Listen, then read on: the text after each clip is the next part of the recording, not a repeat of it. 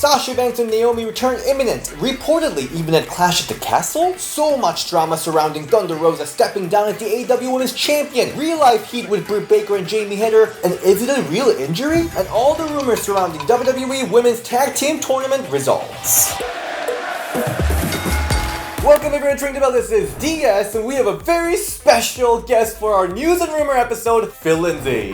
Thanks for having me as always. I was not expecting 2 WWE pay-per-views this weekend, so it's exciting. It is a lot of good shows though. Let's first of all go through all the pay-per-views that's happening this weekend and all the women's matchups that's planned. So we first got on Saturday, 1 p.m. Eastern Time, WWE Clash at the Castle, and we got 2 women's matches. First, we got the SmackDown Women's Championship match, Liv Morgan versus Shayna Baszler. What's your prediction for this? I kind of think Shayna's winning. I think that's I think that's the move at this point. I think Shayna should be champion. I totally see that happening because I see Shayna versus Ronda feud so juicy, but I have some faith for Triple H. He's not gonna abandon Liv Morgan like that after doing her so dirty at SummerSlam. I'm gonna go with Liv Morgan for this. I hope there's some Ronda Rousey foul play involved. So next match we got is 6-women tag team match, Bianca Belair, Asuka, and Alexa Bliss versus Bayley, Io Sky, and Dakota Kai. I think Damage Control is gonna win since they just randomly lost on Monday. I think that this is gonna be their way to either insert themselves back in a tag title feud or, start the feud for Bayley versus Bianca. I agree. I think after what happened on the tag tournament, I feel like Bayley, Io, and Dakota have to win this. I'm ready to get back into Bianca Belair continuing a good Raw Women's Championship feud because she's been missing from action or any actual real feud for so many weeks. But also, I do not like Asuka, Alexa, Bianca being all best friends. Yeah, all the good guys have to be friends. I thought that was the weird thing about the finish on Monday is that all the baby faces had to come out and clap while Aaliyah and Raquel were winning, and it just all looked very awkward. What kind of 2008 diva situation is this? I hated it. So on Sunday we got 2 shows. So WWE Worlds Collide, 2 blockbuster matches announced. So first, triple threat NXT and NXT UK Women's Championship unification match, Mandy Rose versus Meiko Satomura versus randomly added Blair Davenport, who is the #1 contender, so do not forget about her. I don't know why Blair is in this match. That's no shade to Blair. I just don't know why she's in the match. I don't understand the story of why she's in the match. I don't know how NXT has just randomly forgot about Saray, who had a match with Meiko that never happened. I think Meiko's got to win this. You can't have Mandy beat Meiko. Interesting. I think Blair is there to take the pin. I think. And for that reason, I think Mandy's taking the title. I know, I don't love that idea, but I think WWE is very determined to push Mandy Rose as the face of NXT. So I think Mandy's going to take it, and then she's going to talk all about how she defeated legendary Meiko, and that's going to be a way to solidify her. I can see that, because before this, I was like, Mandy's ready to move up. But now that Gigi's hurt, maybe they're not going to move her up until Toxic Attraction's ready. And the next match we got, NXT Women's Tag Team Championship, Kaden Carter and Katana Chance versus Doudrop and Nikki ASH, who's well, I guess I didn't win the main roster title, so I'm gonna come get the NXT title instead. I'm gonna go with the champions to retain. I kind of would like it if Doudrop and Nikki won, just because I would like to see them get something. And come on, they've got to merge those titles at this point. Why do they have 2 separate tag titles? I do think Kaden and Katana's going to win this too, because they won the title a couple of weeks ago, or 3-4 weeks ago or something. They had a great celebration, but since then, nothing. They've just been having random backstage segments. Yeah, I think this is a way to solidify them as champions, and it's a big match. The other thing I thought was you know what? Doudrop and Nikki ASH, they're going to go back to Europe. They're going to show in front of their people. No, this is happening in Florida. So I was I got excited for no reason. I really like Nikki and Doudrop. I really hope they get something too. Change her name back to Piper. Do it. And on Sunday night, 7 p.m. Eastern Time, AEW All Out is happening in Chicago. And we got 2 matches announced. So we got interim AEW Women's World Championship, Toni Storm versus Britt Baker versus Jamie Hayter versus Hikaru Shida. And we will talk about all the drama that came with this a little later in this video, so get ready for that. It gets messy, someone's hiding in the bathroom. Anyway, what's your prediction for this? I think it's Tony time, man. I feel like it was Tony time even before they changed the match. Yeah, I'm still gonna go with their prediction. It's Toni Storm, baby. Toni Storm, baby. I think Toni Storm's gonna win it too, but I'll be happy with anyone except for Britt Baker winning. I feel the same way. I don't think it would be the worst thing ever if Britt won, because I do think there's a story they could do there with her and Rosa. But I think you should give this opportunity to somebody else. And you're a biggest Hikaru Shida fan. I would love it if Shida won. Because I was just talking about it the other day. She had fantastic title defenses as champion, and she really didn't get a reign in front of live crowds either because of COVID. So I would just kind of like to see her get another reign, but I think it's Tony's time. And then the next match we got is TBS Championship, Jade Cargill versus Athena. I've been enjoying the build to this match, even though it's taken forever to get to the match. But I think that Jade is going to retain. I just have a feeling she's not going to lose for a while. I really, really, really want Athena to take it, but I just don't know.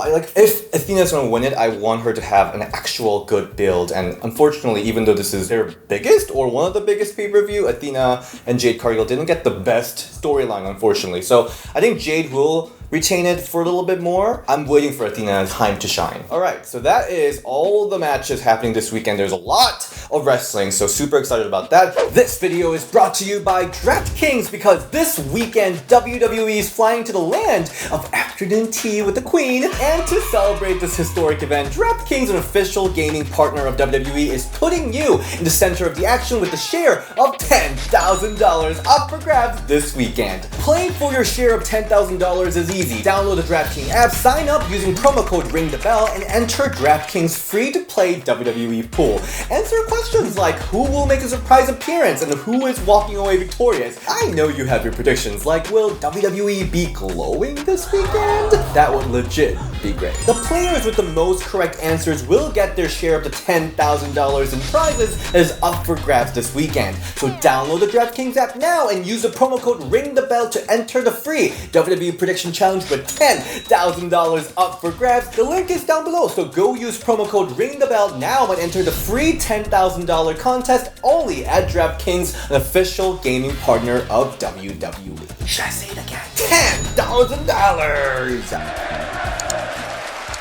Let's get into all the rumors regarding this weekend's events. So first news, and it's kind of crazy that this rumor is still going on, but Sasha Banks and Naomi, a lot of people are wondering if they will be back at Cardiff this weekend, because Dave Meltzer of Wrestling Observer said they've finally reached an agreement in principle. Brian Alvarez of Wrestling Observer also said that Naomi and Sasha should be back any weeks now. They're back being listed on the roster, so they could be back anytime. And Zero News, not the most reliable news, I'll say, reported that Sasha Banks and Naomi were actually backstage on Raw. This news hasn't been confirmed by other sources.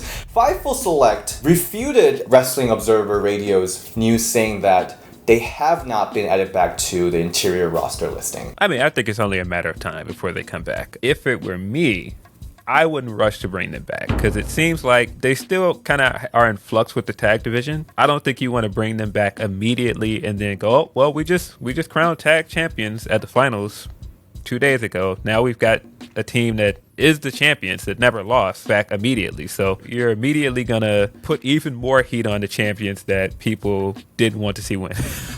Yeah, and there's already so much controversy around it with Aaliyah pinning not the illegal person in the match, even though some people think it's storyline, some people think it's a botch, who knows. But do you think people's interest will continue if they elongate their return? Yeah, it depends on how they do it. I feel like they've got a chance to do a big Survivor Series match by the time they're back. You could easily do Team Sasha versus Team Bayley by then. I think that would be cool. So yeah, it's no rush. I think they've got great buzz, and I mean, they've been gone since what, May? They've been gone all summer basically, and the buzz hasn't died down yet, so I don't think that would change. As a fan, I definitely want to see them back ASAP. Yes, I want them back ASAP. Naomi, I want her to come back, have a great run. But if I were Sasha, I would not be back at this time too. I think this is a great opportunity for her to explore some outside options that we know that she wants to explore, and she has some leads in Hollywood. So I feel like this is a great opportunity for her to explore those options, maybe see if acting is something that's in her future. And if she comes back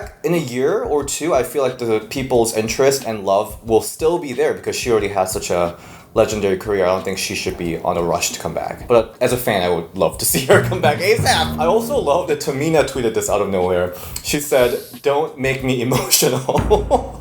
retweeting Gorilla Position's tweet saying agreement is reached. So I don't know, Tamina, you can probably just call them or text them. I don't know if she's blocked, I don't know, but she is emotional because of this. I do think they'll be back by the end of the year, if I had to guess. Also, another news that I want to go over is the rumor surrounding Women's Tag Team Championship Tournament, because there's a couple interesting bits and bytes. So Dave Meltzer on Wrestling Observer Radio noted that they are trying to get Raquel Rodriguez over as a big star, and that's why she won the title. This is what they're trying to do now. Well, I mean, they clearly really like Raquel. They've been trying to get Raquel over since her NXT title reign. And I mean, it's worked to varying degrees, but they clearly like her. I saw that right away when they brought up to SmackDown, but I in no way thought that she was going to win this tournament. I'm still not sure what to make of that. That's not a knock at Raquel. I think Raquel is good, but it's just odd that they decided, well, we want her to be big as a single star, so let's give her this. That's a really good point. It's funny that you thought WWE is really pushing her since the NXT Championship reign. I think that's the time really she became boring. I don't know why. Like before that, she was really cool. I don't really remember any memorable moments from her, which is really sad. And like even in the Money in the Bank, I think WWE really tried to give her that big holy shit moment, but she unfortunately fumbled on it. Raquel, they really like to push her as like those powerful women of WWE, but she gotta find ways to make her stand out with Rhea Ripley and Doudrop and Bianca Belair there, who's already like super freaking strong. So it's just strange that I hate to say it this way, that they looked at Raquel and Dakota together and they were like, Raquel, that's the one we should push. And it's like, but Dakota's right there. Also, Slice Wrestling reported that the original plan was to have Toxic Attraction win the tournament, but obviously because of Gigi Dolin's injury, this has to change. That actually makes a lot of sense. And again, I thought that Mandy was coming up soon, so Toxic Attraction winning would have made perfect sense. Are you a Toxic Attraction fan? Yes and no. I do think that they are a great act on NXT. For a while, they were like the hottest act on NXT. They were the ones on all of the ads and publications for NXT. What I think of NXT in its heyday, like I don't